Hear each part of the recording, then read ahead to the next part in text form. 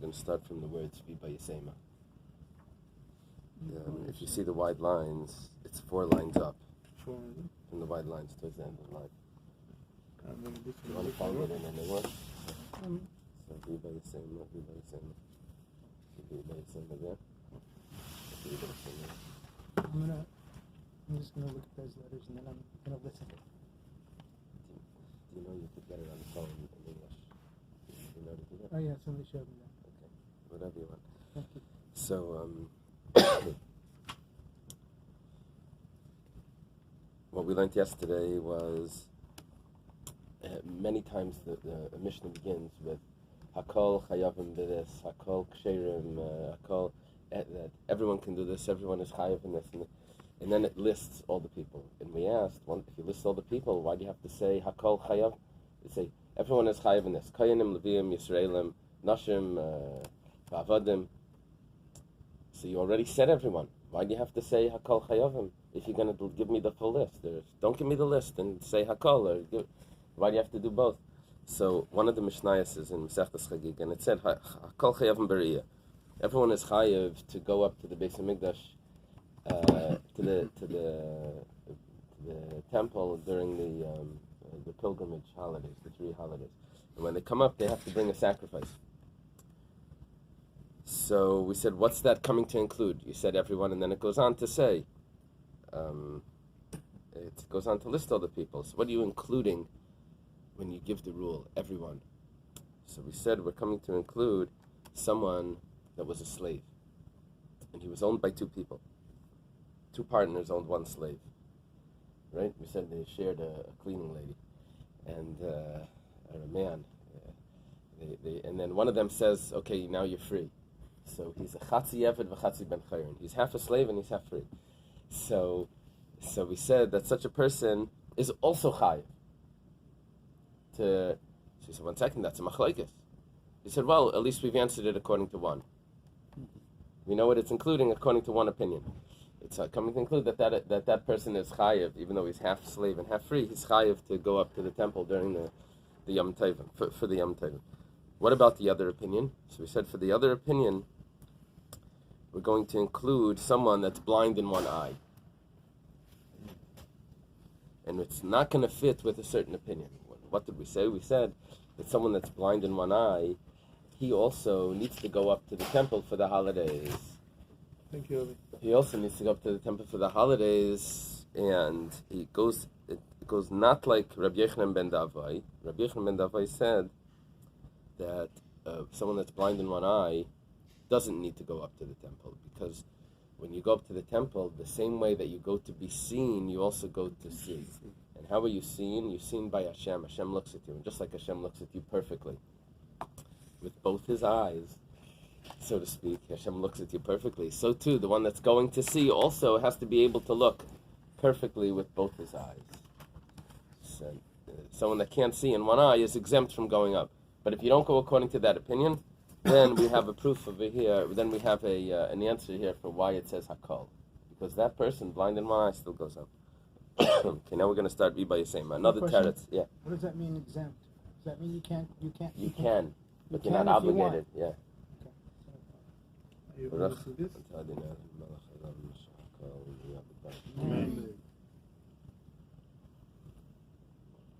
V'bayisema. What is V'bayisema? If you want, you could say. Right? If you want to say. V'bayisema. If you want to say. Li'olam. Really, we have a new answer. We're coming to include someone that's half a slave and he's half free. Ben chayrin, he's half free. How is he half slave and half free? Because he was owned by 2 people, and one of them said, "You're free." So the other person still owes him, and this one says he's free. So now this person is half a slave, half free. So he would work half a day for this one and half a day for that one. They would have to. He used to work half a day for half for that one, and now he works half a day, and the other half a day is free. With the kakashalach de Ravina, and you had a question from Ravina, because Ravina said that someone that's half a slave and half free does not need to go to the temple. So why do you say Hakol Chayav and everyone is obligated, as including him? Ravina says that he doesn't need to go. So what are we going to do with Ravina? We need to include someone according to Ravina, this is like kasha. That's not a question. Kan b'mishnah rishayna, kan b'mishnah achrayna. It depends. It depends on when this was being taught. We had a first Mishnah, we had a second Mishnah. The first edition and the second edition. According to the first edition, then Ravina is correct, that he's exempt. But according to the second edition, then he's chayiv. How does this work? The Tanana was taught in a Mishnah. Let's say that you have such a person. He's half slave and half free. He serves his master one day, and he works for himself one day. One day he doesn't get to keep the money, and one day he gets to keep the money. Bais Hillel. That's the words of Bais Hillel. Okay. Amrlam Beis Shammai. Beis Shammai says to Kantem es Rabbi. The situation regarding his master you fixed. That he pays him for one day, and the other day he doesn't have to pay him because he's a slave. However, Esatzmei like to Kantem. But what about this fellow himself? You didn't fix this guy. You've only resolved half the issue. And regarding him, Lisa Shivcheina Yachal. Who's he supposed to marry? You can't marry a maidservant. Why? You can't marry a non-Jewish maidservant because Baschayrin. Oh, we're going to say in a second. He can't marry a non-Jewish maidservant because he's half free. He's a Jewish fellow. How's he marrying a Baschayrin and Yachal? You can't marry a free woman, a Jewish woman, because he's half slave. He's not even fully Jewish. So Yevatel, he'll be left with nothing. The world was created to procreate, to get married and have children. That's the purpose of the world. The world wasn't created to be desolate. It was created to settle the land. Rather, in order to fix the world, we force the master. We force the master to set him free. And he writes a document for half of his value. So, this is what Beis Shammai holds. No, Beis Hillel hears the opinion of Beis Shammai. Beis Hillel changed their mind. And they said Beis Shammai is correct. Okay. What happens now is v'chazru Beis Hillel l'hoyris k'divrei Beis Shammai. Beis Hillel now says that Beis Shammai is correct. That means that this person that's half a slave and half free is ultimately, within a few moments, the sages are going to come in, the rabbis are going to come and say, you have to set him free. So therefore, even now, he's already chayiv to be Eily Regel. He's already what? Have to what? To be Eily Regel. When did Ravina say that someone that's not chayiv to be, that's someone that's half a slave and half free does not need to be Eily Regel? That's only when Beis Hillel held that this could go on forever, and this guy is never going to be really free. He's a regular, he's half slave. But now that Beis Hillel has made it to Beis Shammai, that this is not a possible situation that can continue. So even now already he's chayiv to be Eily Regel. Who writes the document? It The says master. he's free. The master writes. So called he has to do that even if he doesn't want to. Right. It's called in English. It's called the deed of manumission. Right. You have a slave. Which Hakol is this connected to? This is going back to Hakol Chayavim Beria, Chagiga Daf Bais. Okay. Okay, that's this Gemara. We have an answer for Hakol Chayavim Beria. Who's it coming to include? A half slave. That a half slave is also obligated. If someone says that he's not obligated, Ravina says that he's not. Yeah, that was before Beis Hillel changed their mind. Once Beis Hillel changed their mind, he's obligated because he's about to become a free person. Even before he becomes free, he's already obligated.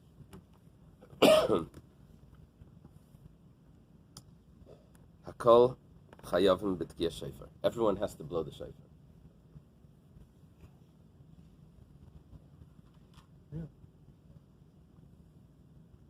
to hear the shayfa. They're obligated in the mitzvah of tkiyah shayfa, which is either blowing or hearing.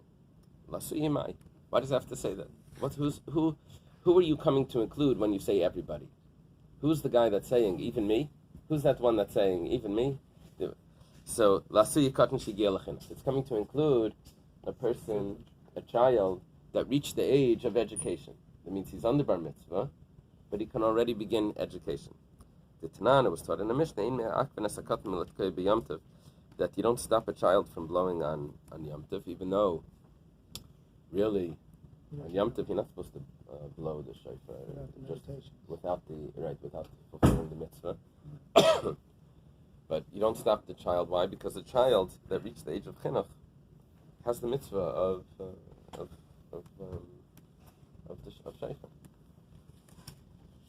Okay, Rashi. There's a discussion here because Rashi says that how old is this? It's either 8 or 9, and quotes a Gemara in Yoma.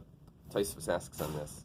He says that Gemara in Yoma is talking about when you train a child to start fasting for an hour in the morning, that he should delay his breakfast.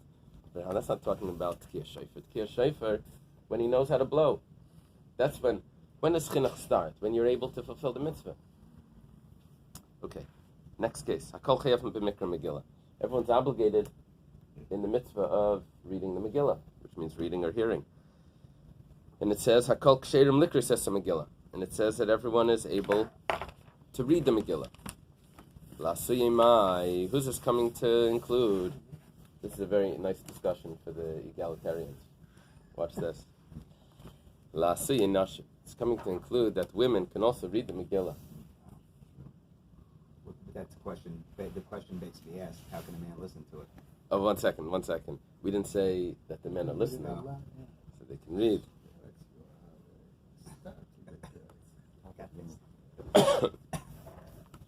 Look at Rabbi Shua ben Levi.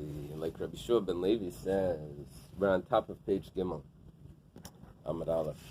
Rabbi Shua ben Levi is down here, the last on the Tanaim, towards the end of the Tanaim chart. This is already the Amoraim days. It's at the end. See, this is Rabbi Yehuda Hanassi, who wrote the Mishnah. His student was Levi, Rabbi Shua ben Levi, is his son. So we're entering into the Amoraic period here. The Amar Rabbi Shua ben Levi, Nashim Chayavas b'Mikra Megillah. Women are obligated in reading the Megillah. Why are women obligated in reading the Megillah? They don't have other mitzvahs of studying Torah and all of these things. Why Mikra Megillah? Because they were also in the miracle. What is in the miracle? There's different interpretations here. They were in the miracle because when Haman wanted to kill the Jews, he wanted to kill also the women. So therefore they're obligated in reading the Megillah. It's very interesting Tosfos here. You see, Rashi says, if you see the top Rashi says that they're obligated to read the Megillah, and also so they can read the Megillah, and men can fulfill their obligation by them reading the Megillah. Now Tosfos brings the Bahag that takes issue with this, and he says it doesn't mean that for the men.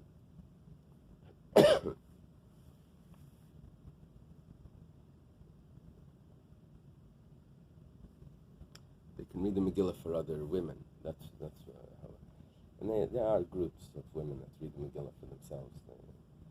Love it. Yeah. The Rabbanim don't like it because it's sometimes they're doing it because of their appreciation for the Eibshter. Sometimes they're doing it because they want to have an egalitarian minyan and let's see what we can do. Some sort of. It's not coming from Yiddishkeit. It's coming from an outside agenda. So you can do it. Hakol chayavim bezimun. Everyone, we're quoting here different Mishnayos from different places. I'm sorry, Rabbi. So this is what the Rashi would hold.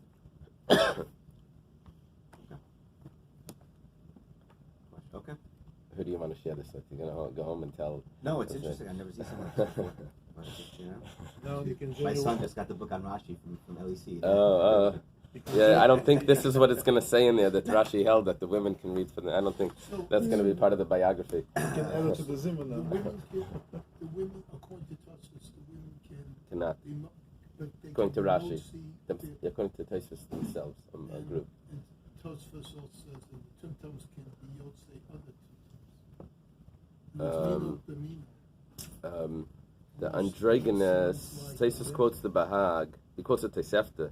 He quotes the Bahag that quotes the Tosefta, that says that androgynous can read for another androgynous, but a tumtum cannot. Androgynous is is someone that you can't tell if he's a male or female. It's confusing if he's a male or female. So an androgynous can read for another androgynous, but a tumtum. What's a tumtum? A tumtum is also someone you can't tell it's a male or female, but that's because there's a skin that's growing over his genitals, so you can't tell. Okay.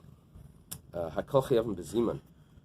Everyone is obligated to join together when they eat bread. That when they bench, they say Yehi Shem Hashem to say that that's a short prayer. Lasuyimai, who's that coming to include? Lasuyi Nashim va'avadim. It's coming to include women and servants. That they're also supposed to do this. The Tanya, this is a little more practical. This you can have every day or every week. Mikra Megillah, when Purim comes around, you're not going to remember. But this, you can go home already on Shabbos. You say, by the way, women can make a zimun. The Tanya Nashim is amnes la'atzman. It says women can make their own zimun. You have 3 women together. Va'avadim is amnim la'atzman. And the servants, the slaves, can also make their own zimun. They can make a group together. Say when they say Rabbi say, gentlemen, they say I guess avadim, mevrel and benshin, nashim. How does the nashim say? Freien. Hakol mitzdarfin l'zimun, and it also says everyone can join in the zimun. That means to join into others. Lasuyi mayu, is that coming to include? Lasuyi katna yidei lamim avarchim. It's coming to include a child that understands to whom they're saying a bracha to. So this may mean... obviously, right? There's a taisvus here. I didn't go through, but you see that taisvus lasi katan. So you have to have He 3 from the quotes Zimmer. Les Hilchas HaKachal HaNishmaisa. The first, If you have one big one and 2 tanim, first wide line. those Yeah, are 2 according to tanim, this, it would work. But so you can say Taisvus Zimmer? says that that the halacha is not like these pieces. Quoting a Gemara in Brachas. Excuse me. Damar Rav Nachman. Rav Nachman says, usually Stam Rav Nachman is Rav Nachman here. Rav Nachman is a student of Shmuel, son-in-law of Rabbi Baravua. So Rav Nachman, this is the 2nd generation of Amirayim. Okay, Shmuel, Rav, and Shmuel's 1st generation of Nachman is there. Rav Nachman says that a katan, you can count him if he knows to who he's praying to. This you can tell, when you give the kids a bath before bed. So you give them a bath. So they say over there all the brachas, and they're singing all the songs that they learned in school. So they're saying, they're benching in the bathtub. That they at that point they don't understand to whom the brachas are going to. They're singing it in the bath. If they know already that you don't sing the brachas in the bath, so then that's already there's more of an awareness. Hakol metamin beziva. Everyone can make tumah of ziva. Ziva is blood that comes from a woman in an abnormal way, in the wrong time. Wrong time. It's normal for a woman to have bleeding at the right time, but if it's in the off time, there's 11 days that it goes for. Lasuyi mai. Who's this coming to include? Lasuyi tinik ben yaimai. I should point out that this could also be for a man. A man can also have a tumah. he would become tamei. It's called zoiv. Ziv is for a woman, zoiv is for a man. But a man could also become tamei if there would be a discharge, abnormal discharge. Probably it's in English, it's gonorrhea or some disease or whatever. The Tanya was taught in a brisa. We're coming to include even a child that's a day old can also have this sort of tumah. The brisa says ish. Quotes the pasuk. It says a man. Matam leimar ish ish. Why does the pasuk say a man? A man. Usually that's translated as any man. Why is it coming to? Why does it repeat it? The Rabbi's tinik ben Yomi shemetam meziv. It's coming to say that a child 1 day old also gives off this tumah. Divrei Rabbi Yehuda. That's the words of Rabbi Yehuda. Rabbi Yehuda, when we quote a brisa or a mishnah, we say Rabbi Yehuda, we're referring to not Rabbi Yehuda Nasi, referring to Rabbi Yehuda Rabbi Eily. That's a student of Rabbi Akiva. Rabbi Yehuda Rabbi Eily. Now we're going to have next Rabbi Shmuel, the son of Rabbi Yochanan ben Breka, over here, also on the same generation.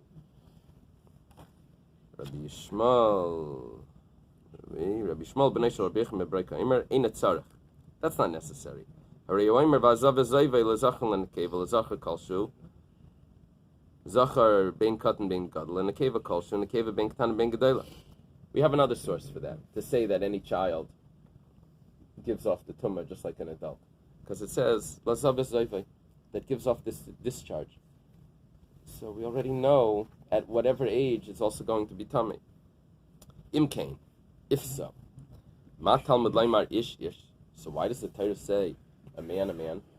Because we already know that any man. Let me do this. This is Peretz. You're using Josh's command. Oh. Yeah.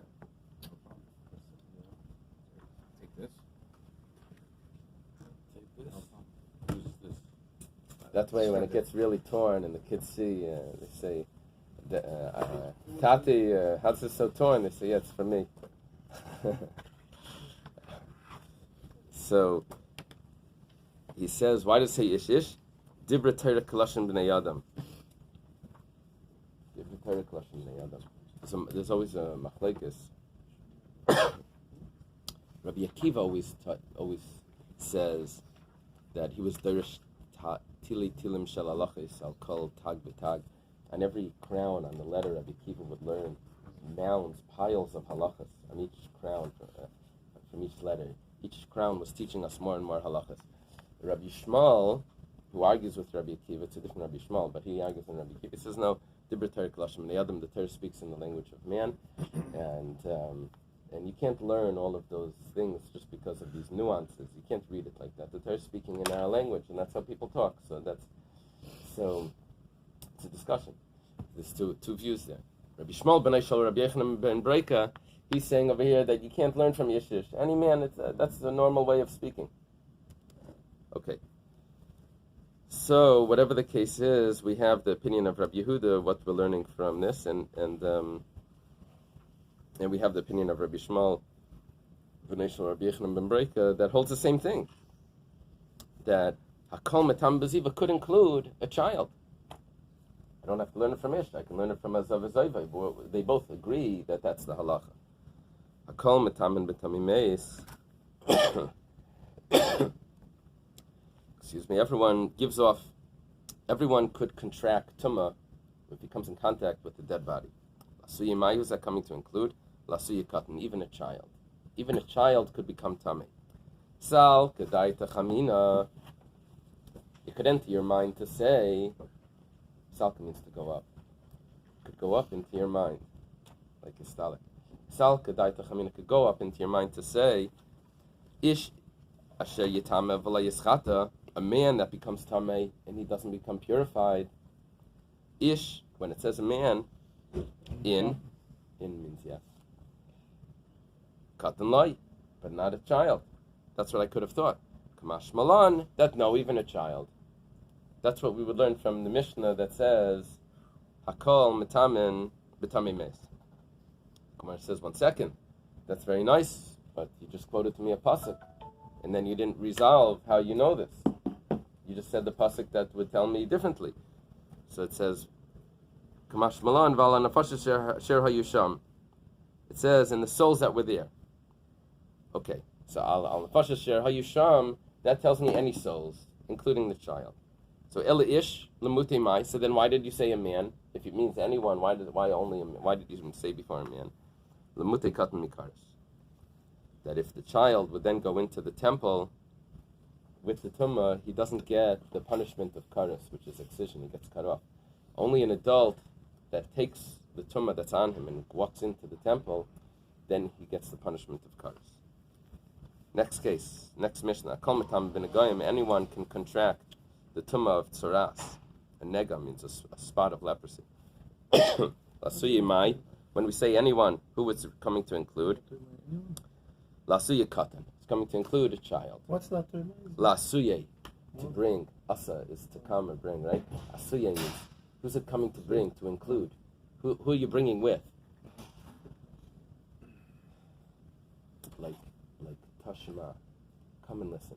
The ta is to come or bring. So lasuye means to come or to bring, and lasuye mai means who's it bringing with? Who's it coming to include? Sal kedai chamina. It would enter. As we said here, it's coming to include a child. It would enter your mind to say that's the abbreviation there. Ish tsarua, a man that has tsaras. Ish in, a man yes.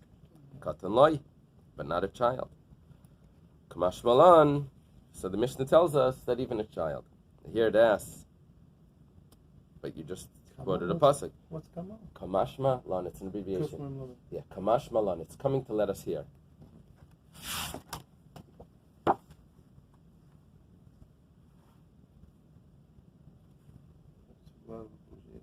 No. Just if you look over here in the green on the cup, you see, then you'll see it spelled out. Kamash Malan. Go down a little bit. Kamash Malan. Comes to let us hear. But maybe it's actually so. Maybe it's only a man and not a child. Adam kiya bar b'sarai. A man that has on the skin of his flesh, mikal makim. Adam kalsho, it's supposed to say, or Adam mikal makim. When it says Adam, a man, that's different than Ish. Adam could mean any person. Vela Ish lamali. So then, why in the other pasuk does it say a man? Look at the Tanya as it comes to tell us in a brisa. Ish, a man, Eily ela Ish. I would only know a man. Ish minayin. Where do I know a woman? Kishuaymer v'atzarua. When it says someone that has tzaras, harikan shnayim. Then it's including both of them. Harikan shnayim. We had an argument. Ish, a man. But then it says tiro, harikan shnayim. It means a man and a woman. Both. So here we also, it says v'hatzarua, and the one with leprosy, this is coming to include someone else, this is coming to include the woman. Why, is there something feminine about the word? I don't know.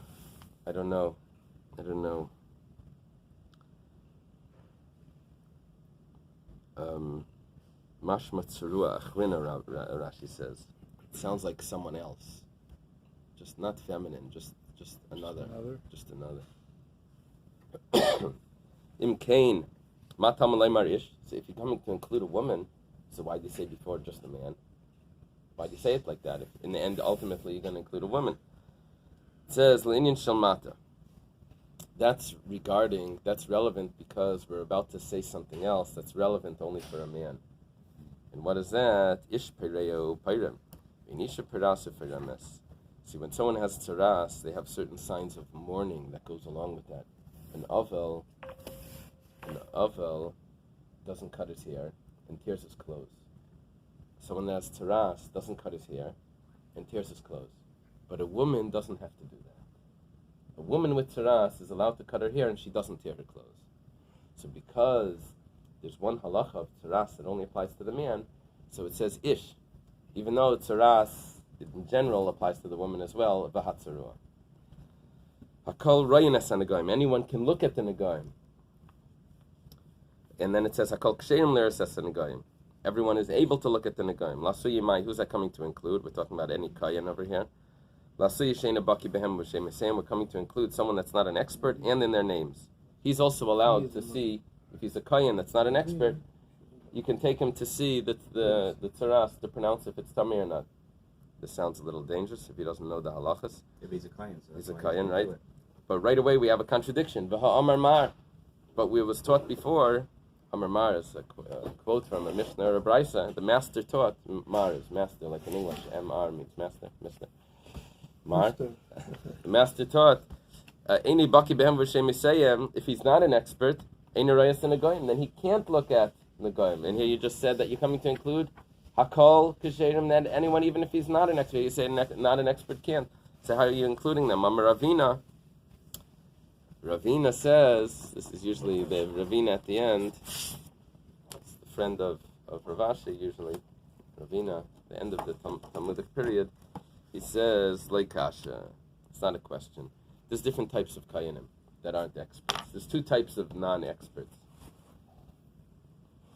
Two types of freshmen. The Masbri Lei v'Savar. One of them that you can explain it to and they get it. The Masbri Lei v'Lei Savar. There's another one that you explain it to and they still don't get it. So if you can, even after you tell them, they don't get it.